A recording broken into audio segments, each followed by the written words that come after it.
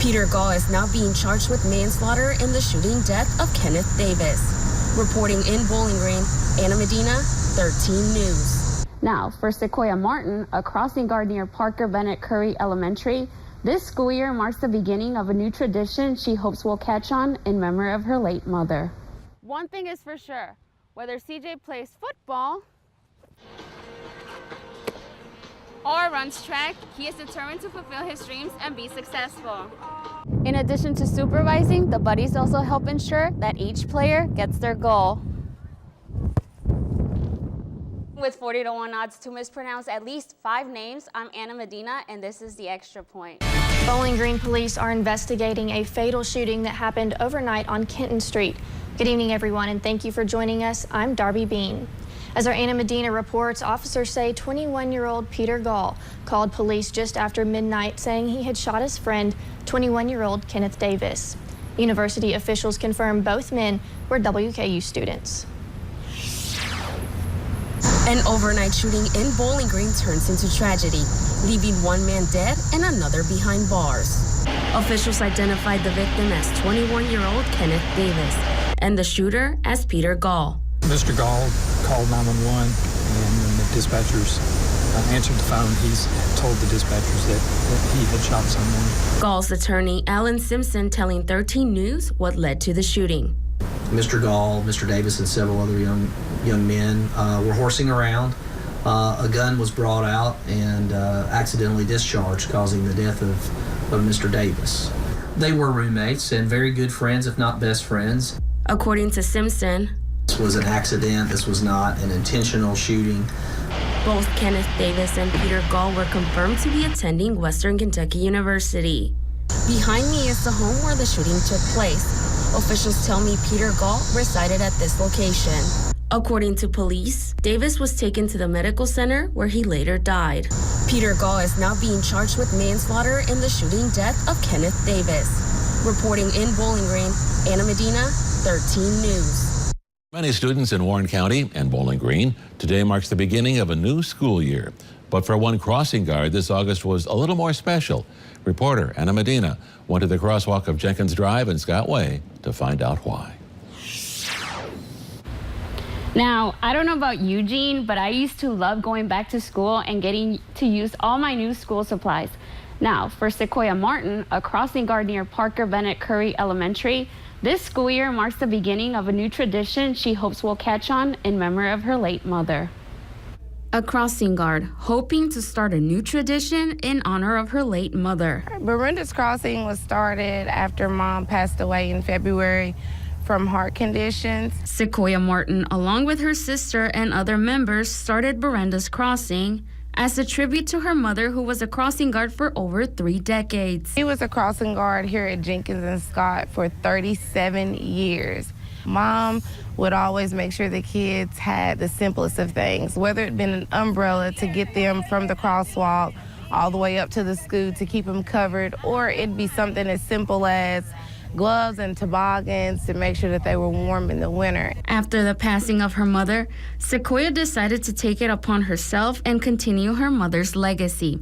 How exactly, you ask? I started crossing in January of this year. I was lucky enough that my mom actually got to train me before her passing in February. Martin says that even though this is the first year they're doing Berenda's Crossing, she has high hopes for what it could bring to the community. And our hopes and our prayers with Berenda's Crossing is for this to be something that we can expand to every crosswalk in Bowling Green, so that we can have people in many different areas giving those high fives, those words of encouragement, those smiles, and those hugs. And SEQUOIA, along with her sister Renee, remember their mother very fondly. It was just something about her that she made the best of all situations, even through her sickness. Love. It's the most important thing, just making sure that these kids know that they're loved, making sure that they're encouraged on a daily basis, and just letting them know that we appreciate them and we want to see them do well in the future. Now, if you would like to find out more or get involved with the group Berenda's Crossing, go to our website, WBKO.com, and click on this story.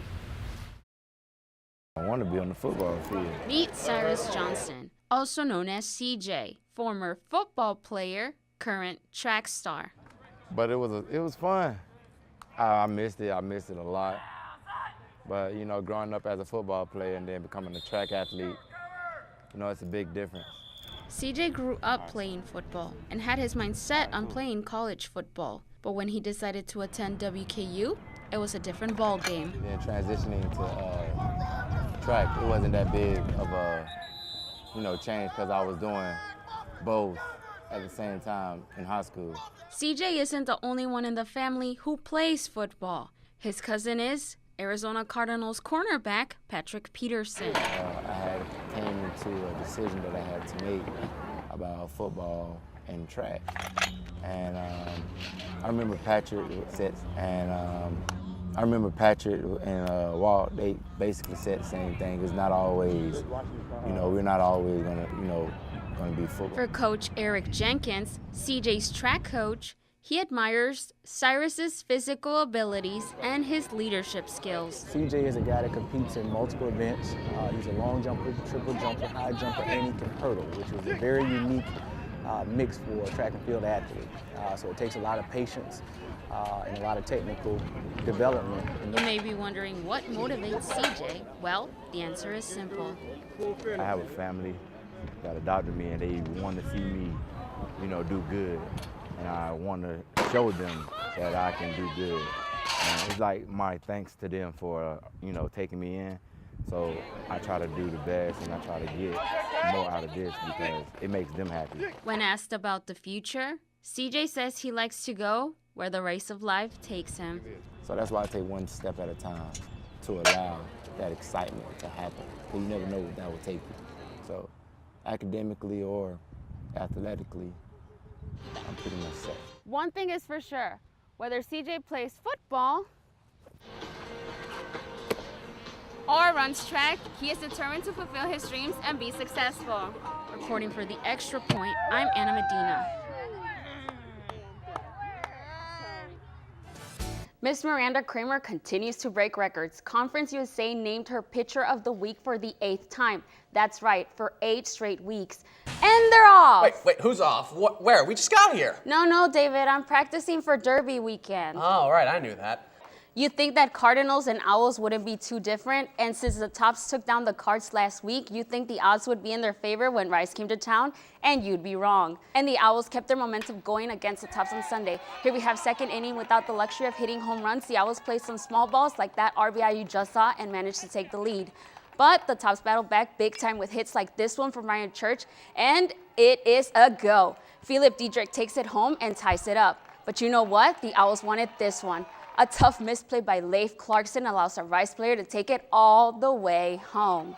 Nice defensive plays like this 6-4-3 double play kept the game close, but it wouldn't matter as the Owls took this match 3-2. Brady Sanders finds an open Imani McGee-Stafford, who has a driving right hook finishing with the top of Chastity Gooch. McGee-Stafford had 24 points. Then we see Micah Jones, who finds Chastity Gooch. She comfortably gets the 3. Gooch was 50% from behind the arc. Then Tasha Brown turns to find Chastity Gooch once again, who drains the 3. Gooch finished the game with 25 points and knocked down 5 3-pointers. Then Gooch catches a ball for Kendall Noble and hits another one from downtown. Gooch was on fire. Then we see Sanders to Empress Davenport, who impressively finds Ariel Atkins, who gets the deuce, but the Lady Toppers were not done just yet. When the Hilltoppers leadoff man heads to the plate, I'm a young money millionaire plays over the loudspeaker. Junior outfielder Anderson Miller is setting himself up to be just that. The old story goes that TJ Price came to the Hill without the staff seeing any tape of him in high school. Well, there is plenty of recorded video now. The baseball toppers put the finishing touches on a midweek sweep over Austin Peay last night. And you already know it was a walk-off single from Anderson Miller that clinched the Tuesday win. But your jaw might just drop if I told you that wasn't his best play in the Knick this week. With Rice's Hunter Kopinski at the plate on Sunday, he bloops the single into center field, and who is going to grab it but Mr. Miller Time himself? Now, it isn't pretty. Actually, it's downright awkward, and his knees buckle and he falls into a half slide, but it gets the job done. He gets the out to save a runner moving into scoring position, but the Tops would still fall 3-2. Right, this is the 18th NCAA appearance for WKU. Let's recall that they faced one of the most remarkable times they faced Texas was in 1985 when they advanced to the Final Four, and then in 1986 when Texas went on to win the NCAA title.